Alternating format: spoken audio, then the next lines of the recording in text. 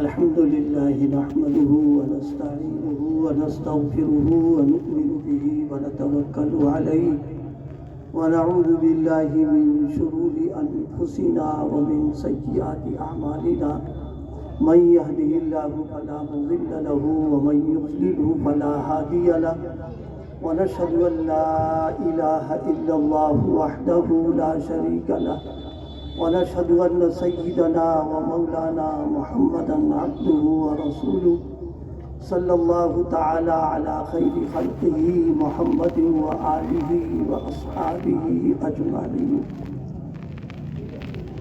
رب اشرح لي صدري ويسر لي أمري واحلل عقدة من لساني يفقهوا قولي أما بعد أعوذ بالله من الشيطان الرجيم بسم الله الرحمن الرحيم وأنزلنا إليك الذكر لتبين للناس ما نزل إليهم لعلهم يتفكرون وقال النبي صلى الله عليه وسلم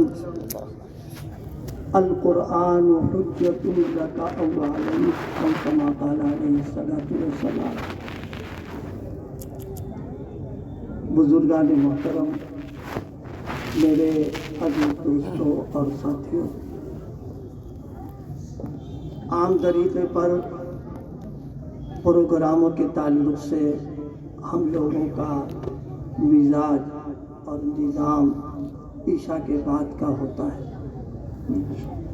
مغرب کے بعد پروگرام ایک نئی سی بات ہے اور تھوڑا مزاج کے خلاف بھی ہے۔ ہمارے احباب بالخصوص ہمارے بھائی ناظم الحی صاحب، جن کے بیٹے کے حفظ قرآن پاک کی تکمیل ہوئی ہے، ان کا اصرار اور میرا بھی اصرار تھا عذر کے ساتھ کہ بھئی عشاء کے بعد پروگرام میں شرکت اگر ہم کریں گے تو پھر مدرسے کی حاضری مشکل ہو جائے گی میرے لیے۔ بہرحال میرا اصرار ان کے اصرار پر غالب آیا اور انہوں نے کہا آپ جو کہیں ہم مغرب کے بعد، جو صورتحال ہے وہ آپ کے سامنے بھی ہمارے سامنے بھی ہے، ہم عادی ہیں ان پروگراموں کو مغرب عشاء کے بعد کرنے۔ ایک بات عرض کریں، تھوڑا توجہ سے اس کو بات میں غور کیجیے گا۔ عشاء کے بعد جو پروگرام ہوتے ہیں عام طریقے پر وہ شروع ہوتے ہیں 10 بجے، 10:30 بجے، کہیں 11 بجے، اور کبھی شعراء کرام کی جب خدمات شروع ہو جاتی ہیں تو بس وہ پوچھیے ہی نہ، پوری لائن لگی رہتی۔ ہم بھی آپ ہی کے اس میں جاتے واتے رہتے ہیں۔ تو اب قصہ کیا ہوتا ہے، دن بھر کا تھکا ہوا، کھانا کھا کے آئے ہوئے، اور جو کچھ تھوڑی بہت طلب تھی وہ شعراء کی نظر ہو گئی۔ اب پروگرام ایسے وقت میں ہوتا ہے کہ جس کو کہتے ہیں کہ نیند جو ہے وہ بالکل سوار ہے۔ اب آپ بتائیے ایسے موقع پر پروگرام ہو کتنی بشاشت سے ہم سنیں گے؟ اور پھر مان لیجئے 1 بجے 2 بجے پروگرام ختم ہو رہا ہے، تو ایمانداری کے ساتھ بتائیے کہ فجر کی نماز کا کیا ہوگا؟ یہ چیز قابل غور ہے۔ الحمدللہ اللہ کے فضل سے، بزرگوں کی دعاؤں سے ہم پروگراموں کے تعلق سے محنت کر رہے ہیں۔ اللہ پاک اس سے ہم کو بھرپور کامیابی بھی دے رہا۔ مغرب کے بعد پروگرام شروع ہوتے ہیں، عشاء ہم تھوڑا سا مؤخر کر دیتے ہیں۔ اس کا نتیجہ یہ ہوتا ہے کہ دھیرے دھیرے لوگوں کا مزاج بن گیا اور بشاشت کے ساتھ بیٹھتے ہیں، سنتے ہیں۔ اگر اس پر آپ غور کر لیں تو انشاءاللہ اللہ کی ذات سے بہت امید یہ ہے کہ پھر مزاج میں تبدیلی ہوگی، پروگرام بشاشت سے سنیں گے، وقت پر کھانا سونا بھی ہوگا، اور اس کی پروگرام کی برکت سے فجر میں مسجد آباد کرنے والے ہو جائیں گے۔ اس بنیاد پر ایک توجہ دلانے کے لیے میں نے عرض کیا۔ مجمع کب ہے؟ ہمارے منتظمین سوچ رہے ہوں گے کہ مہمان کیا سوچ رہا ہوگا اور کیا بیان کرے گا۔ کچھ نہیں۔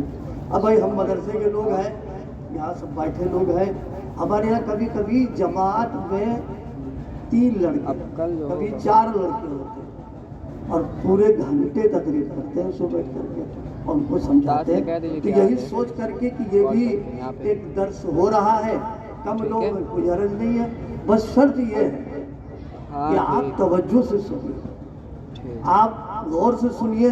अल्लाह पाक उनकी बरकतों से वो बातें तौफीक अता फरमाएगा कहने की जो मेरे लिए भी नजात का जरिया बनेंगे और आपके लिए भी इंशाल्लाह बन जाएंगे। एक गुजारिश मैं फिर कर रहा हूँ, दाहिनी तरफ मेरे जो लोग बैठे हुए हैं थोड़ा सा मेहरबानी करके यहाँ सामने आ जाए, आप थोड़ा सा आ जाइए और आप थोड़ी जहमत कर लें ताकि कम से कम सामने मजमा आ जाए, फिर कोई बात हो सके। अगर किसी को उज्र है तो अलग है, बाकी लोगों से दरख्वास्त है कि आ जाओ करीब बैठ जाओ आकर के। हम हरदोई से आ गए और आज से हम कदम नहीं चल सकते, मेरी दरख्वास्त के ऊपर तो थोड़ा सा मामला हो जाए। आप यहाँ सामने आ जाइए, सामने की कुर्सियों को भर लीजिए आप, ताकि मुतज़मीन का भी जीव खुश हो जाए और हमको बशाजत पैदा हो जाए। फिर मुझे जो बात अर्ज़ करना है वो मैं अर्ज़ करूँ। बिल्कुल पीछे जो आप बैठे हैं उनसे भी दरख्वास्त है कि आगे आ जाएं। हज़रत मुफ्ती मुजीबुर रहमान साहब दामत बरकातुहुम तशरीफ़ फरमाए हैं, उनसे दरख्वास्त है कि बराए करम स्टेज पर तशरीफ़ लाएं। क़ारी अहमदुल्लाह साहब दामत बरकातुहुम, मौलाना हिफ्ज़ुर रहमान साहब। देखिए, मजमा कम हो या मजमा ज़्यादा हो कोई मसला नहीं। असल मसला क्या है? असल मसला है कि ये आज का जो मजमा है और हम सब लोग यहाँ पर जो आए हुए हैं, मसला उस निस्बत का है। उस निस्बत की बुनियाद पर थोड़े से भी लोग होंगे वो काबिल कदर। मिसाल के तौर पर एक मजमा वो है, हज़ारों लोग हैं लेकिन वो दुनिया के नाम पर आए हैं, किसी और गरज के नाम पर आए हैं। और एक मजमा वो है जिसमें थोड़े लोग लेकिन वो आए हैं दीन की निस्बत पर, कुरान की निस्बत पर, रसूल पाक की निस्बत पर। तो देखने के एतबार से वो अगरचे थोड़े हैं लेकिन अल्लाह की नज़रों में इस मजमे की कदर कीमत ज़्यादा है उसकी बनिस्बत। इसे मजमा बहुत सारा है लेकिन उसकी निस्बत दुनिया की है। इसलिए जहन में ये ना रहे कि कम लोग हैं थोड़े लोग हैं, बल्कि जो एक निस्बत है और वो निस्बत कुरान की है, शरीयत की है, सुन्नत की है, उस निस्बत पर हम और आप यहाँ पर आए हुए हैं। अल्लाह पाक इस निस्बत पर हमको क्या अता करेगा ये तो आंखें बंद होगी तब हमको मालूम होगा।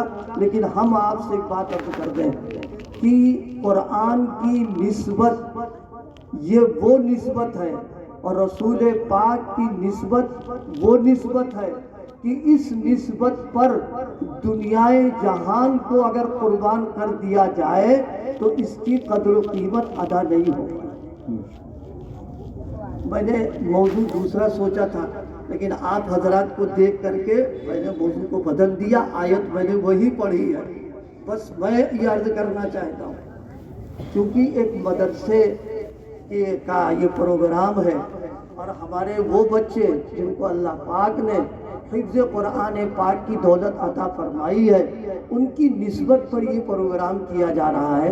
तो मेरा जी ये चाहता है कि हम समझाएं कि ये तलबा जिनके सीनों में कुरान आया है, जिनके दिल में कुरान आया है और कुरान की निस्बत हो गई है, ये निस्बत क्या चीज़ है, कितनी बड़ी चीज़ है और अल्लाह की नज़रों में इसकी क्या हैसियत है। थोड़ी देर के लिए हम गौर करें तो मालूम ये होगा कि ये तलबा, ये मदरसे वाले, पढ़ाने वाले और ये सारा दीनी जो निज़ाम है ये बड़ा कीमती निज़ाम है और बड़ी कदर कीमत वाला निज़ाम है। अल्लाह पाक हमें समझने की और समझने के साथ में औरतें नहीं क्या पकड़ आप मस्तूरात से अपील कर दो कि एक करामत तुम्हारी हो जाएगी कि यहाँ बैठ के खामोश रहो तुम। ये मस्तूरात की सबसे बड़ी करामत कि दो औरतें बैठ जाओ और खामोश रहें, कोई बुजुर्गी नहीं, यही सबसे बड़ी बुजुर्गी क्योंकि वो दोनों बैठ के खामोश। मौलाना पीर दो जरा खामोश रहेंगे। اس سے پہلے جب پروگرام ہوا تھا تو عورتوں کے سلسلے میں جو ایک مثل مشہور ہے کہ اگر عورتیں بیٹھ جائیں کیا قرآن پاک کی نسبت ایک بہت بڑی نسبت ہے. اللہ پاک ہم سب کو اس نسبت کے احساس کی قدر کی توفیق عطا فرمائے. دیکھیے ہمارے یہاں دو چیزوں کا استعمال ہے، ایک دودھ کا اور ایک پانی کا. دونوں چیزیں ہر گھرانے میں استعمال کی جاتی ہیں، خواہ شہر ہو دیہات ہو، لیکن دونوں کے استعمال میں فرق ہے. پانی کا جو استعمال ہے وہ بڑی بے دردی اور بے رحمی کے ساتھ ہوتا ہے. مثلاً ایک گلاس کی ضرورت ہے تو پورا لوٹا، ایک لوٹے کی ضرورت ہے تو پوری بالٹی، اور ایک بالٹی کی ضرورت ہے تو بالٹی کا استعمال، اس لیے کہ مفت میں ہے، اس لیے اس کے استعمال کرنے میں کوئی نہ درد ہے نہ کوئی رحم ہے. اس کو استعمال اس کے مقابلے میں دودھ، اس کے استعمال کرنے میں تھوڑا سا درد بھی محسوس ہوتا ہے، اور درد کے ساتھ میں تھوڑا فکر کے ساتھ اور اہتمام کے ساتھ استعمال کرتے ہیں. بلکہ میں تو یہ کہتا ہوں کہ دودھ کا جب استعمال اور ضرورت پڑتی ہے تو جیب دیکھتے ہیں کتنی اجازت دے رہی ہے، اس کے حساب سے دودھ کا استعمال ہے. اور پانی کا جب استعمال ہوتا ہے تو ظاہر ہے اس کی جیب کی کوئی ضرورت ہی نہیں ہے، وہ تو ایک مفت کی چیز ہم استعمال کر لیتے ہیں.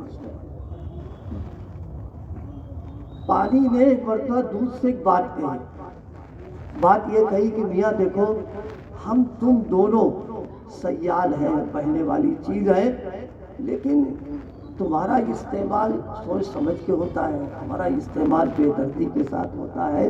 اور آج کی زبان پر سادہ بات یہ ہے، ہم کو ذلت کے ساتھ رکھا جا رہا ہے، تم کو عزت کے ساتھ رکھا جا رہا ہے. لہذا کوئی ایسا جگاڑ، کوئی ایسا نسخہ بتاؤ کہ تھوڑی ہماری بھی اوقات قدر قیمت بڑھ جائے.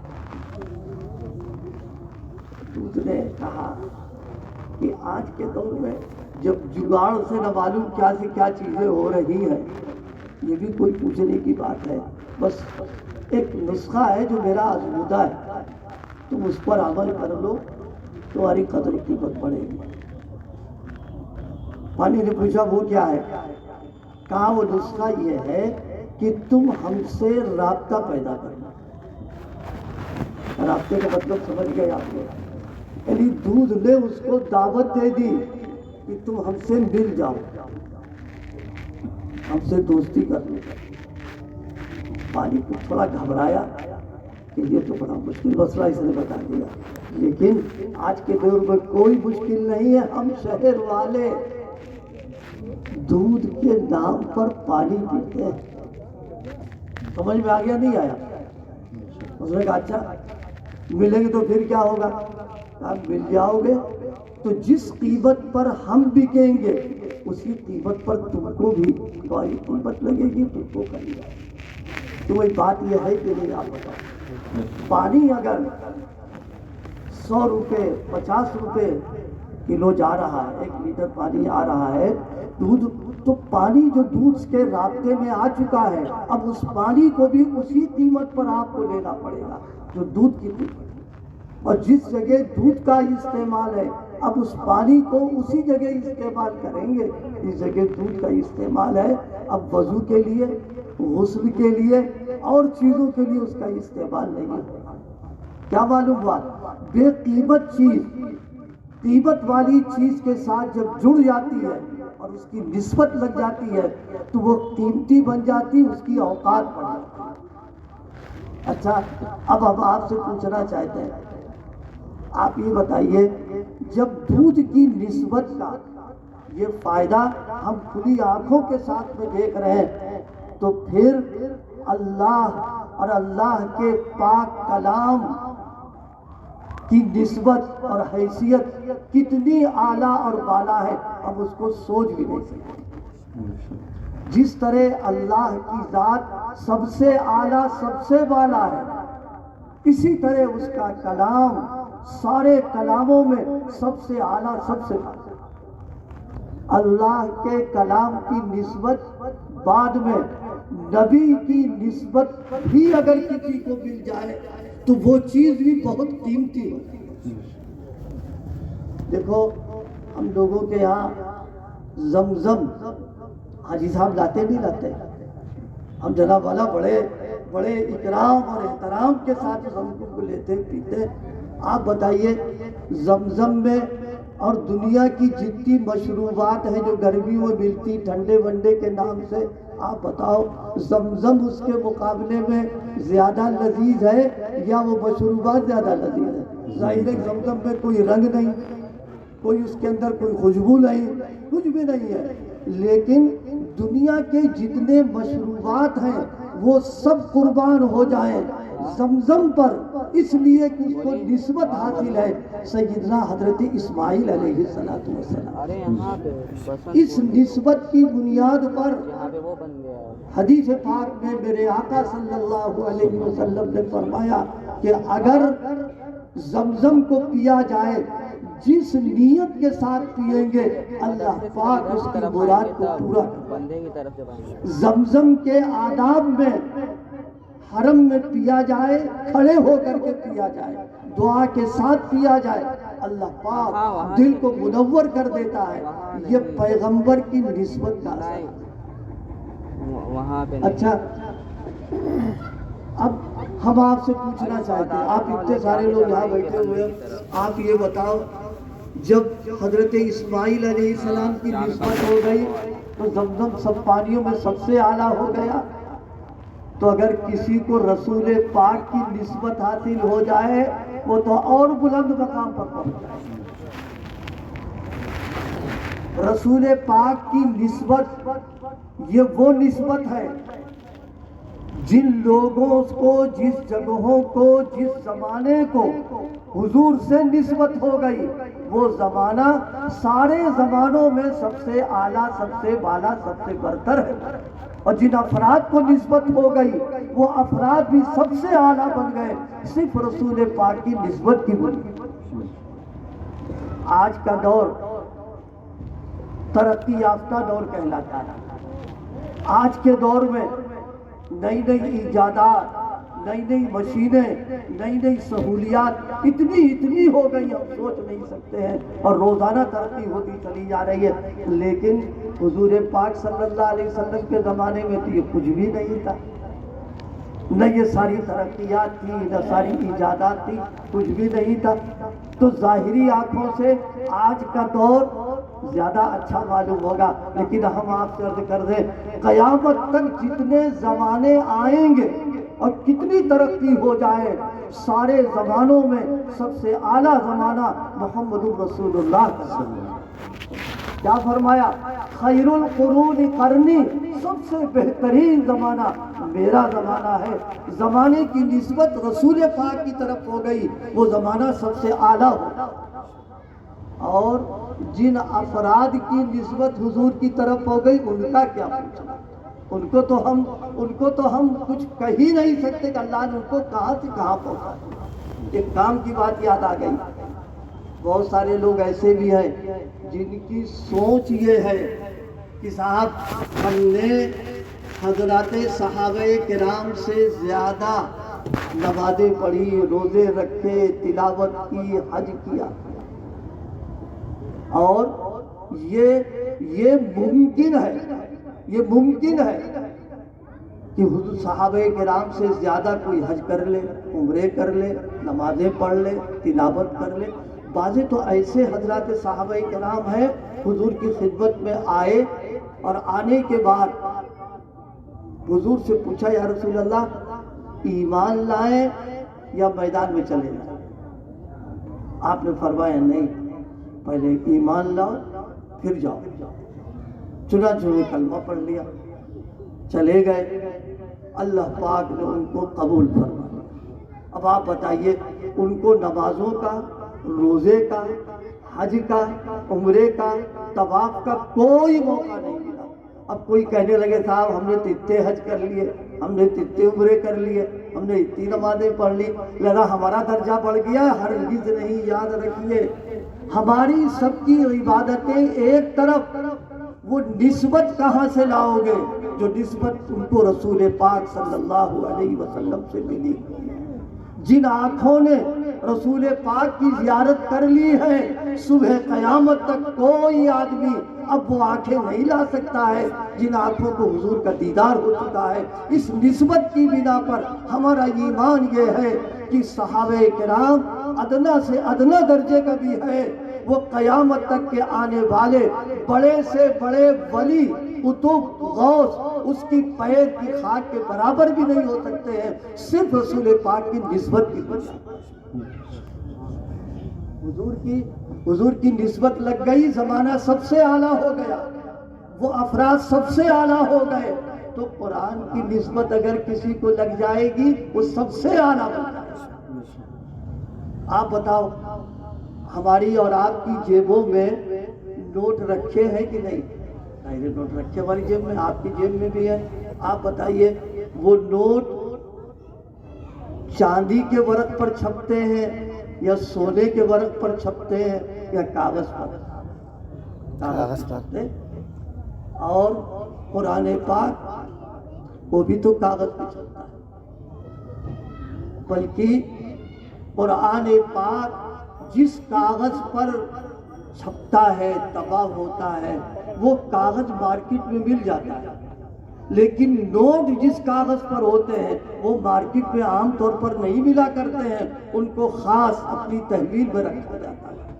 لیکن ایمانداری کے ساتھ ایک بات یہ بتاؤ کہ جو کاغذ ایسا ہو جس پر 500 کے نوٹ چھپے ہو، تو چھپنے سے پہلے جیسے وہ کاغذ تھا، چھپنے کے بعد اگرچہ 500 کا ہو گیا ہے لیکن کاغذ ہے اب بھی ہو۔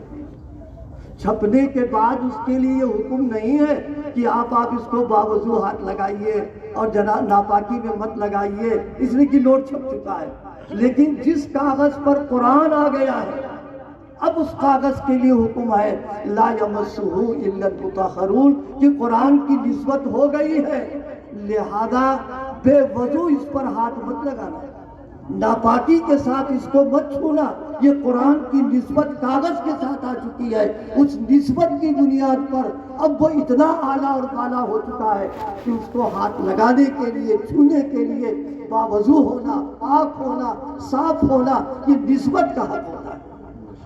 یہ قرآن کی نسبت اتنی بڑی ہو گئی۔ اچھا آپ سے ہم پوچھیں، آپ ایک بات بتائیے، اتنے بڑے مجمع میں اگر کسی سے کہا جائے کہ بھئی آپ میں سے کون لوگ وہ ہیں جو فرعون بننا چاہتے ہیں، جو ہارون، جو قارون بننا چاہتے ہیں، جو حامان بننا چاہتے ہیں، کون لوگ؟ ظاہر ہے اگر یہ کسی سے کہہ دیں، اور خاص طور سے وہ آدمی جو بالکل آزادانہ زندگی گزار رہا ہو، تو فوراً کہے گا ہماری بے دینی کا فائدہ اٹھا کر کے تم ہم سے یہ باتیں کر رہے ہیں۔ کیا مطلب؟ ابھی کتنا دین سے دور ہو، فرعون بننے کو تیار نہیں ہوگا، حامان بننے کو تیار نہیں ہوگا، قارون بننے کو تیار، ٹھیک ہے نہ بنے، لیکن اچھا اگر یہ کام آپ کر لیجئے، تسبیح لے کر کے روزانہ اپنی تسبیح پر فرعون کے نام کا ذکر کریں، فرعون فرعون، تو کہے گا مولانا کیسی آپ باتیں، اپنا نام، اس کا نام لے کر کے اپنی زبان گندی کر لیں اور جناب والا اپنا دل سیاہ کر لیں۔ بے شک یہ وہ لوگ ہیں کہ جن کا نام، جن کا ذکر کرنا، یہ سب وہ ضائع کرنا اور ظلمت دل میں آنا اپنی جگہ میں، لیکن یہی وہ لوگ، ان کو جب قرآن کی نسبت حاصل ہو گئی اور جن جن آیتوں میں فرعون کا تذکرہ آیا ہے، ان آیات کی جب تلاوت کی جائے گی، ہر حرف پر اللہ 10 نیکیاں عطا کرے گا، تو فرعون کے لفظ کو بھی جب پڑھیں گے اللہ 50 نیکیوں کا ثواب عطا کرے گا۔ یہ میں نے قرآن کی نسبت پر عرض کیا ہے، کہ یہ قرآن کی نسبت جب ان کے ساتھ لگی ہے تب اللہ پاک یہ نواز رہا. تو جس کے سینے میں قرآن آ جائے گا وہ اللہ کی نظروں میں کتنا قیمتی ہو جائے گا. اللہ کیا فرما رہا؟ وَأَنزَلْنَا إِلَيْكَ الذِّكْرَ. اللہ فرما رہا ہم نے اتارا. ایک بات اچھی طرح سمجھیے، اللہ پاک آسمان سے اللہ پاک بارش برساتا ہے، اللہ پاک پانی برساتا ہے، اللہ پاک فرشتوں کو اتارتا ہے، اللہ پاک اپنے قضا و قدر کے فیصلے کو اتارتا ہے. یہ جتنی چیزیں اترنے والی ہیں یہ سب اللہ کی مخلوق ہے، لیکن قرآن جو اترا ہے یہ اللہ کا کلام. اللہ فرما رہا وَأَنزَلْنَا إِلَيْكَ الذِّكْرَ. ہم نے اس قرآن کو اتارا. مسلمانوں، یہ ہماری خوش نصیبی ہے، یہ ہمارے مقدر کی بات ہے. ہم اپنی اس خوش نصیبی پر ناز کر رہے ہیں کہ اللہ پاک نے اس امت کو رسول پاک کے صدقے میں اس لائق سمجھا ہے کہ اپنا کلام اس کو عطا فرمایا. توریت بھی آئی، زبور بھی آئی، انجیل بھی، سب کچھ ہے، لیکن وہ اللہ کا کلام نہیں ہے. قرآن پاک یہ اللہ کا کلام ہے جو اللہ کی ذات سے نکل کر کے آیا ہے. اس کلام کو اللہ پاک نے اس امت کو عطا فرمایا. فرمایا وَأَنزَلْنَا إِلَيْكَ الذِّكْرَ. ہم نے ذکر کو اتارا.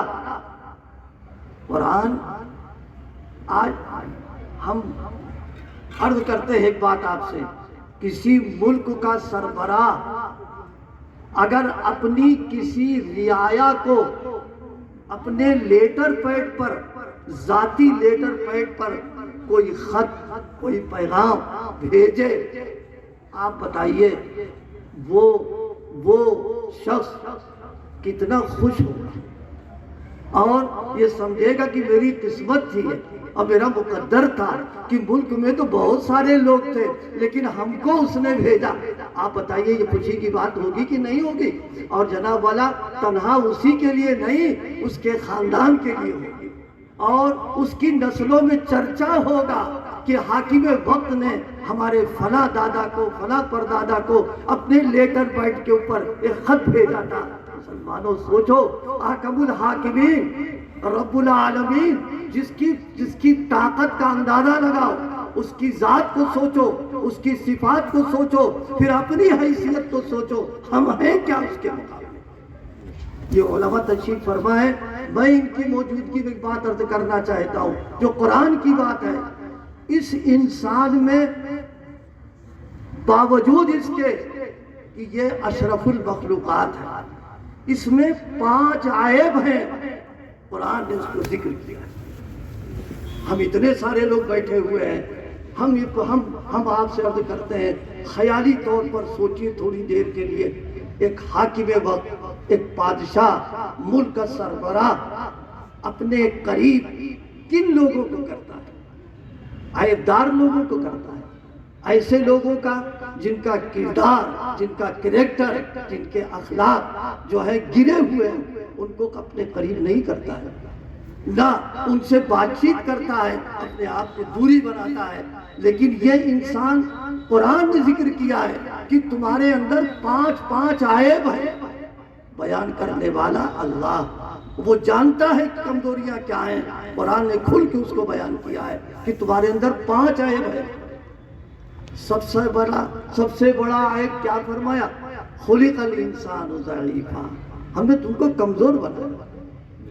دیکھیے دنیا کی عمارتیں اور بلڈنگیں، ان کی مضبوطی اور ان کا استحکام بنیادوں کے اوپر ہوتا ہے، مٹیریل پر ہوتا ہے.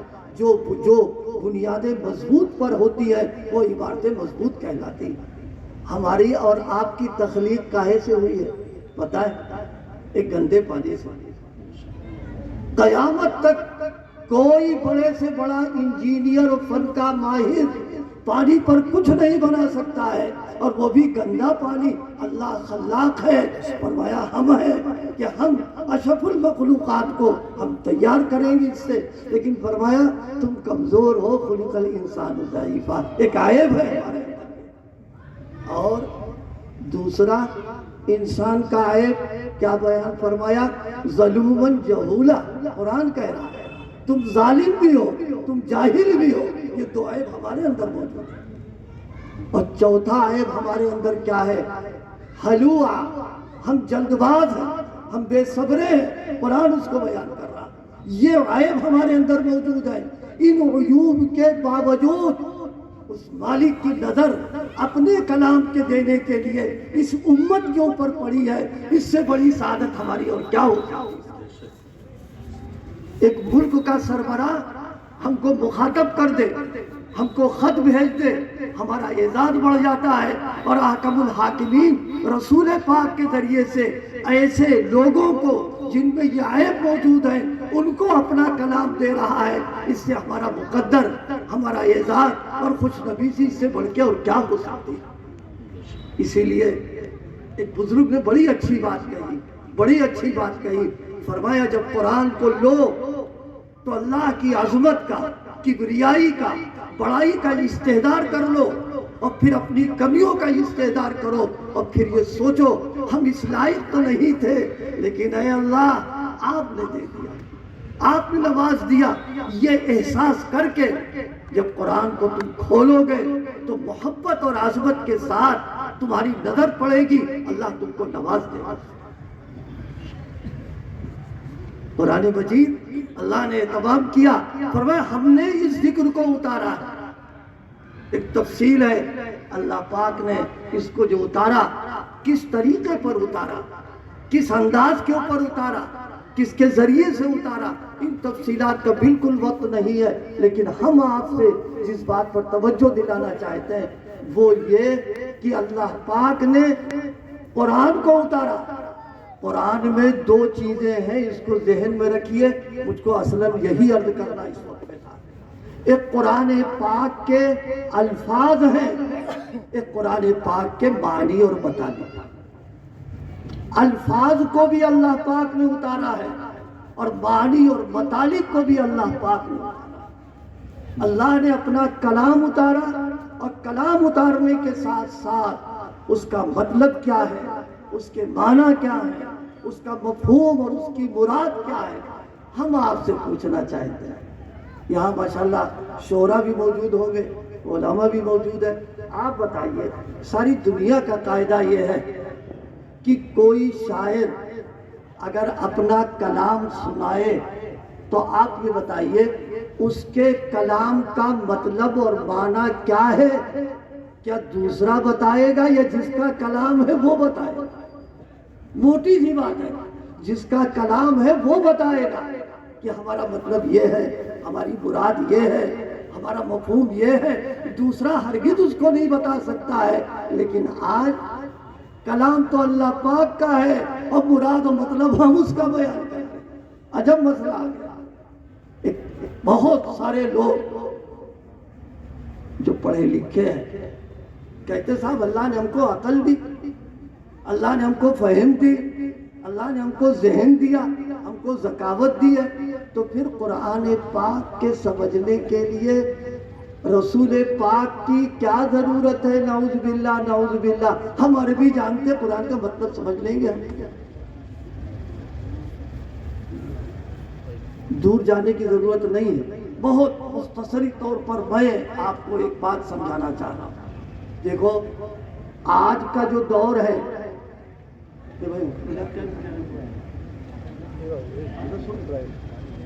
بس ہم کو جانا بھی ہے، بس یہ بات ہم سمجھا دیں، اللہ کرے اپنے وقت پر ٹرین بھی پکڑنا ہے، جس کی وجہ سے آپ سب لوگوں کو مغرب بعد یہاں زحمت دے دی گئی ہے۔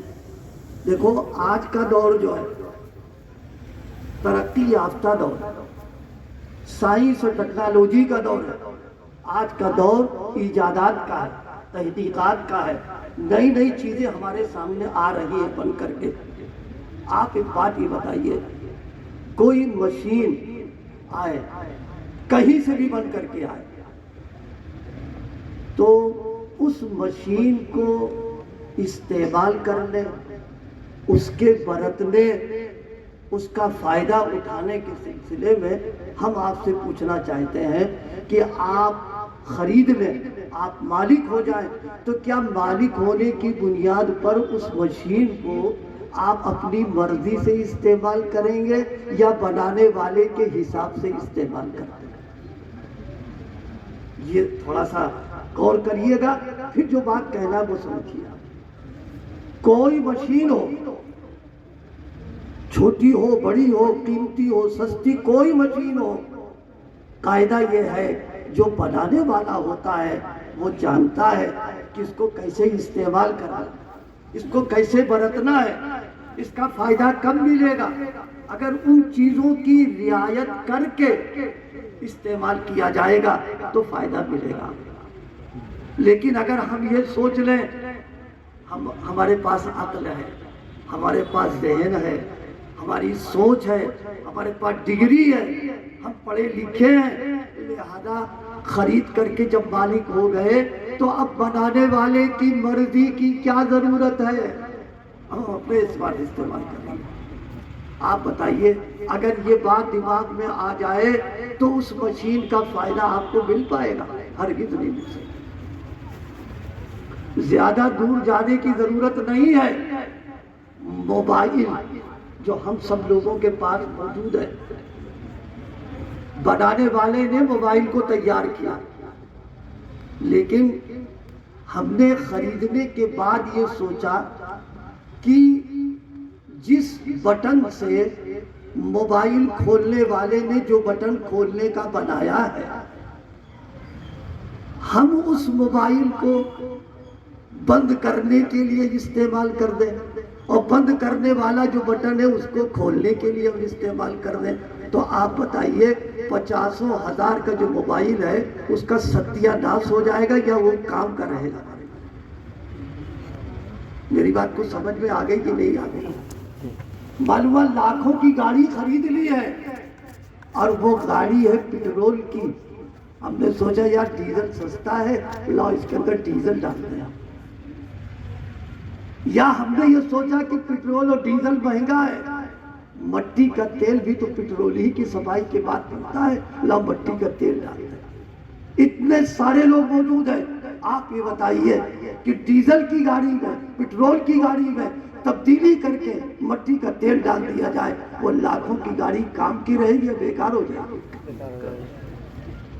یہ عقل میں آتی ہے ہمارے، یہ عقل میں آتی ہے کہ جس نے مشین بنایا ہے اس کی ہدایت کے مطابق مشین کو اگر خرید کر استعمال کریں گے تو بھرپور ہم کو نفع ملے گا۔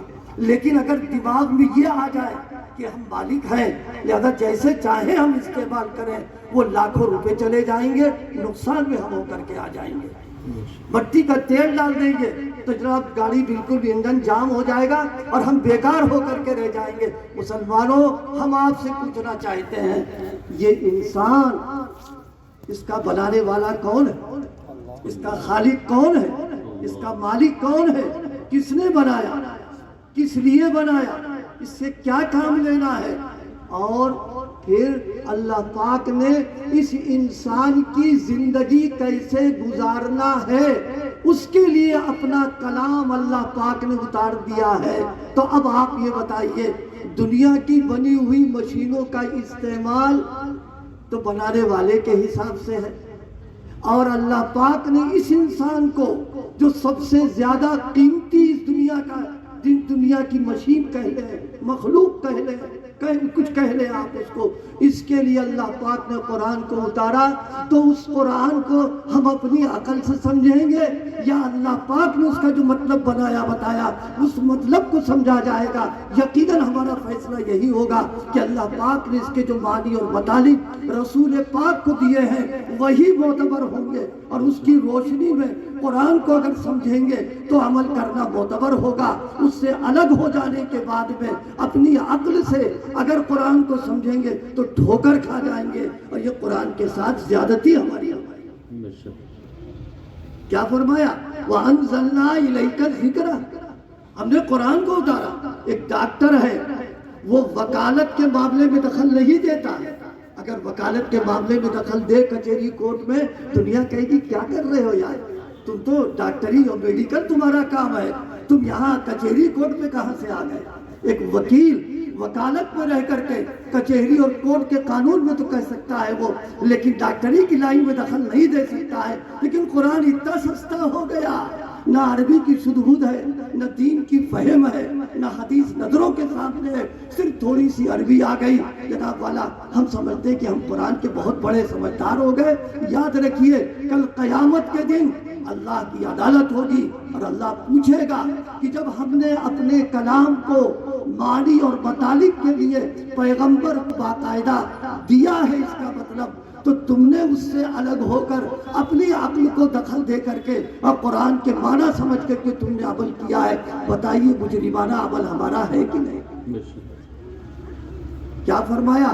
وَأَنزَلْنَا إِلَيْكَ الذِّكْرَ، ہم نے ذکر کو اتارا، لِتُبَيِّنَ لِلنَّاسِ مَا نُزِّلَ إِلَيْهِمْ، رسول پاک کو اللہ پاک نے پابند کیا کس بات کا؟ جس طرح پیغمبر قرآن کے الفاظ میں امین ہے، اس کے معنی اور مطالب میں بھی امین ہے۔ جس طرح اللہ کا کلام جیسے آیا ہے رسول پاک نے امت کو دے دیا، اسی طرح معنی اور مطالب کو بھی اللہ نے بتلایا اور رسول پاک نے امت کو دے دیا ہے۔ بہت تفصیل ہے، اور آیت کا ٹکڑا ہم بتائیں، اللہ پاک نے کیا فرمایا؟ ثم ان علینا بیانا، اے پیغمبر ہم الفاظ بھی دے رہے ہیں اور اس کے مطلب کو بھی ہم بتائیں گے۔ ثم ان علینا بیانا، اللہ نے مطلب بیان کر دیا، اب ہم یہ کہتے رسول پاک نے مطلب بیان کیا، آپ کی سیرت، آپ کی حدیث، ارے عربی جاننے بہت کافی ہو گیا، یہ بہت بڑی بھول ہے۔ دیکھو ہم آپ کو ایک بات سمجھائیں، اللہ کرے ہم سمجھا لے جائیں، آپ سمجھ لیں تاکہ اس گمراہی سے ہم بچ سکیں۔ دیکھیے ہر زبان کا اپنا ایک عرف ہوتا ہے، جب تک اس عرف کو ہم سمجھیں گے نہیں ہم اس کا مطلب نہیں سمجھ سکتے۔ اگر اس عرف کو ہم سمجھ جائیں تو اس کا مطلب سمجھ جائیں گے۔ ہمیں ایک واقعہ یاد آ رہا ہے اس وقت، ہمارے بزرگوں میں حضرت مرزا مظہر جانے جانا رحمت اللہ تعالی علیہ، جو نقشبندی سلسلے کے بہت بڑے بزرگوں میں ہیں اور دلی کی سرزمین پہ آرام تھا۔ ایک مرتبہ گرمی کا وقت تھا، حضرت نے خادم سے یہ کہا کہ سراہی لے کے آؤ۔ اب تو فریج وریج آ گئی، نئے لوگ تو جانتے بھی نہیں کہ سراہی کیا ہوتی، لیکن پھر بکتی ہے سراہی۔ فرمائے سراہی لے کے آؤ اور پیٹ پکڑ کے لانا۔ سراہی لانا، پیٹ پکڑ کے لے آنا۔ اب سنیے، پیٹ پکڑنا ایک عرف ہے، وہ غریب اس سے واقف ہی نہیں تھا۔ اس نے سراہی ایک ہاتھ میں لی، دوسرے ہاتھ میں اپنا پیٹ پکڑا اور لے کے حضرت کی خدمت میں حکم کی تعمیل ہو گئی۔ حضرت نے جب دیکھا، حضرت سر پیٹ کے رہ گئے۔ کیوں؟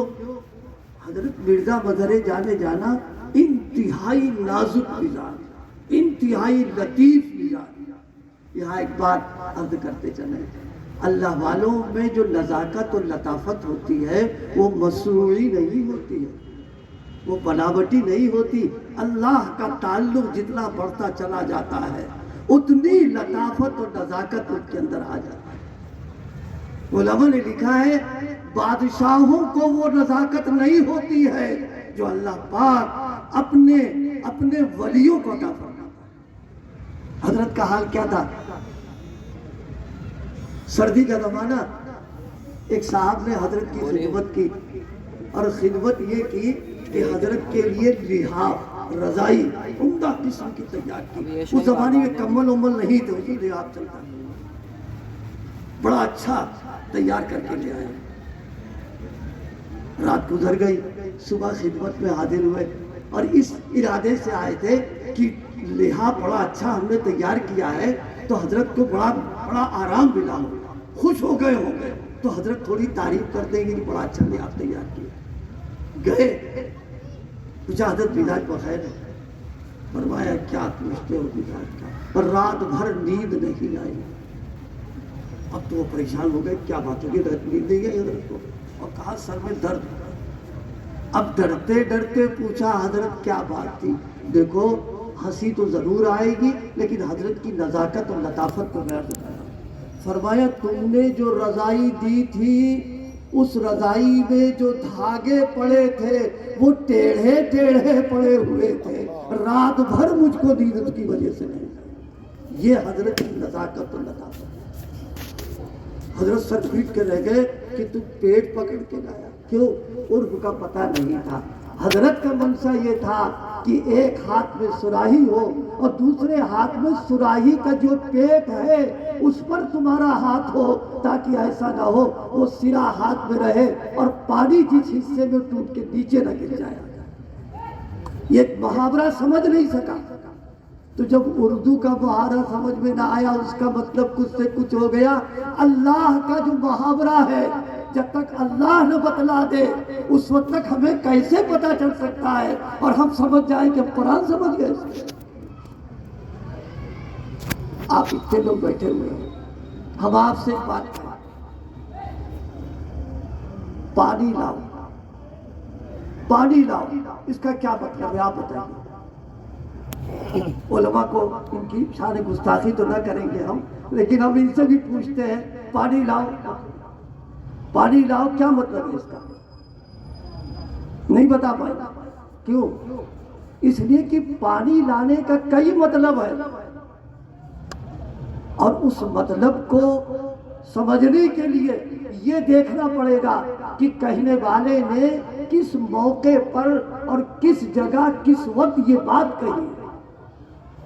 مثلا ہم یہاں بیٹھے ہوئے تقریر کر رہے ہیں تو ہم نے کسی سے کہا پانی لاؤ، تو اب مطلب کیا نکلے گا؟ ایک گلاس پانی جو ہے پینے کے لیے لاؤ۔ اب وہ لوٹا بھر لے کے آ جائے اور بالٹی بھر لے کر کے آ جائے، بات خراب ہو گئی۔ میری بات سمجھ میں آ گئی کہ نہیں آ گئی؟ اچھا ہم وضو کرنے بیٹھے تھے تو اب مطلب یہ ہوگا گلاس بھر پانی مت لانا، لوٹے بھر پانی لے کر کے آؤ، ہمیں وضو کرنا ہے۔ اور معلوم ہو ہم جا رہے ہیں نہانے کے لیے، میں نے کہا پانی لے کر کے آؤ، تو اب مطلب یہ تھوڑی نہ ہوگا کہ گلاس لے کے آ جائیں، بلکہ مطلب وہاں پر یہ ہوگا بالٹی پانی لے کر کے آؤ۔ جیسے موقع کی بات ہوگی اس وقت مطلب متعین کیا جائے گا۔ تو جب ہماری اور آپ کی گفتگو میں جب تک اس کا موقع محل معلوم نہ ہو مطلب نہیں معلوم ہو سکتا ہے، تو اللہ پاک نے آیت کریمہ کو کس موقع پر اتارا، کس جگہ پر اتارا، کس محل پر اتارا، یہ پیغمبر بتائیں گے، صحابہ بتائیں گے، تب معلوم ہوگا کہ آیت کا یہ مطلب ہوتا۔ اس لیے ذہن سے نکال دیجئے کہ عربی تھوڑی بہت آ گئی قرآن سمجھ گئے، نہیں۔ اللہ کیا فرما رہا؟ لِتُبَيِّنَ لِلنَّاسِ مَا نُزِّلَ إِلَيْهِمْ، یا پیغمبر آپ اپنی طرف سے بیان نہیں کریں گے، ہم بتائیں گے اور آپ امت کو پہنچائیں گے۔ لَعَلَّهُمْ يَتَفَكَّرُونَ، آگے اللہ نے بات اور بتا دی، کہا ہم نے عقل دی ہے، فہم دیا ہے اور تمہارا ذہن بھی ہے، لیکن اس میں غور و فکر کرنا یہ جب ہوگا جب حدیث تمہارے سامنے آ جائے، رسول پاک کی تفسیر آ جائے، تب اپنی عقل کو اس دائرے میں رہ کر کے جتنا استعمال کرنا چاہو تم کو اجازت ہوگی، لیکن بغیر اس کے اگر غور و فکر کرو گے تو ٹھوکر کھا لو گے۔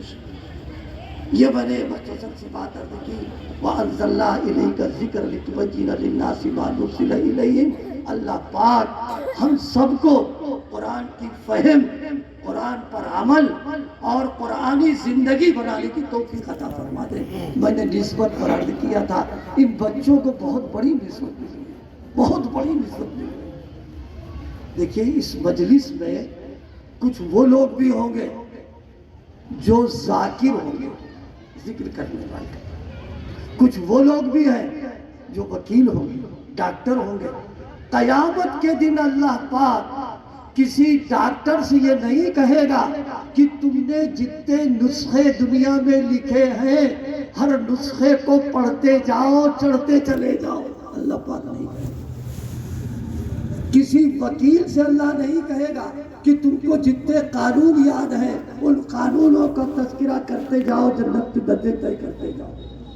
کسی محدث سے نہیں کہے گا کہ حدیثوں کو پڑھتے جاؤ چڑھتے چلے جاؤ. لیکن ان حافظ قرآن سے اللہ کہے گا اقرا پڑھو ورتل کما کنت ترتل فی الدنیا. دنیا میں جیسے تم قرآن پڑھتے تھے پڑھو چڑھتے تم چلے جاؤ. یہ ان کو اعزاز اللہ تعالیٰ قرآن کی نسبت کے اوپر. اللہ پاک ہم سب کو اس نسبت کا اکرام احترام اور عظمت نصیب فرمائے اور اس کے حقوق کی ادائیگی کی توفیق عطا فرمائے. وآخر دعوانا الحمد للہ. جزاک اللہ حسن.